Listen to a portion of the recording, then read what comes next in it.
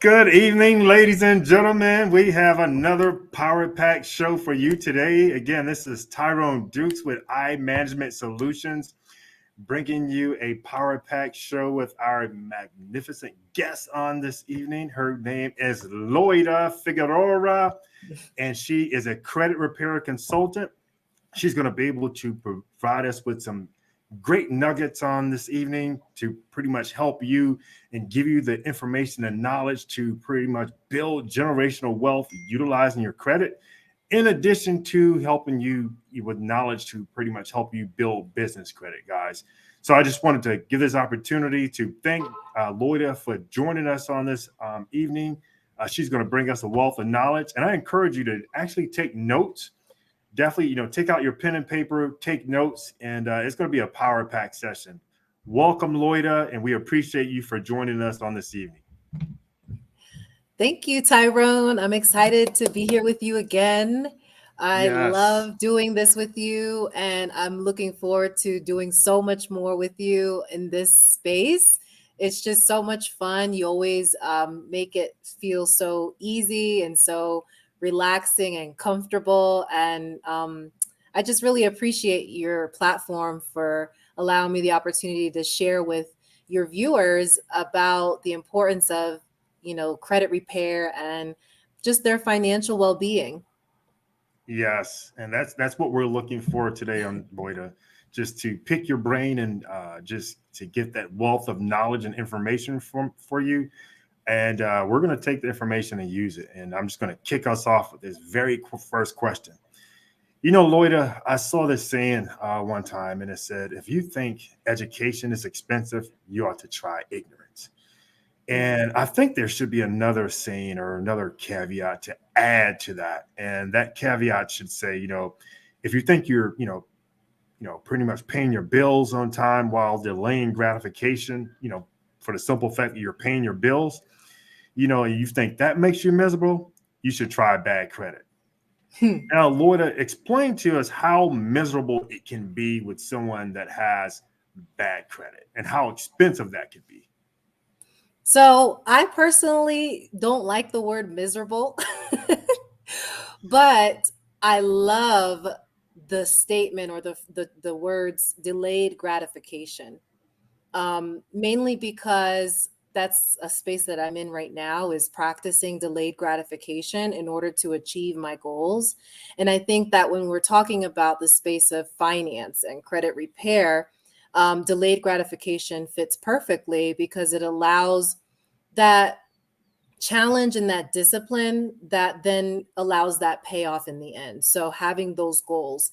So when we talk about how much, you know, we can be negatively impacted or affected by not having, not having placed these disciplines or these habits into your life's ecosystem in order to give you yield the results that you're looking for, such as ending up with bad credit, which then you can't get a car, you can't get a house, or you can't apply for loans or credit cards or whatever.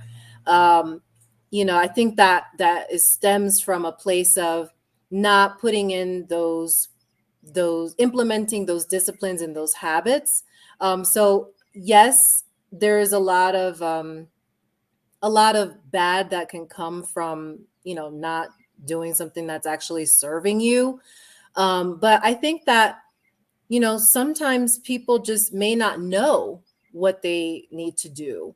Sometimes people aren't, purposely trying to have, bad habits that leads them to ending up with bad credit. So that's why, there's these platforms and these opportunities to be able to share some knowledge, share some information, in order for people to start thinking about, maybe I need to start creating a budget. Maybe I need to start deciding if, buying this new PlayStation for my child is more important versus saving that PlayStation money, for a future home where they'll have their own room. So I think everything always boils down to mindset. And yes, it can get expensive. Let's talk about the technicalities. It can get expensive because if you do apply for something, you'll end up with higher interest rates. And so it's important, of course, knowledge is power. It's important to fill yourself up with as much information about the things that you're involved in general. If you are involved in, if you like to watch sports, for example, Mm-hmm. and that's something that you're involved in and you're enjoying that, your most of your day to day is going to incorporate a piece of that sport that you like to watch, right? So whether it's you're looking up the news on the phone, on your phone, or you're talking to your coworkers or your friends about this team, your favorite team. I'm not a sports person, but for some reason that's just what came into me to talk about sports. So you're going to be incorporating that in your life, little pieces here and there every day. So anything that you're involved in. So if, finance, money is a part of all of our lives. And so we need to be doing something every day to really become experts at money, experts at what I'm supposed to do with my money. How should I feel about my money? What should I think about my money? And that goes along with, like, what am I eating today? What am I shopping for today? So I think overall, with your question, it can get expensive when you're not thinking about your financial well-being.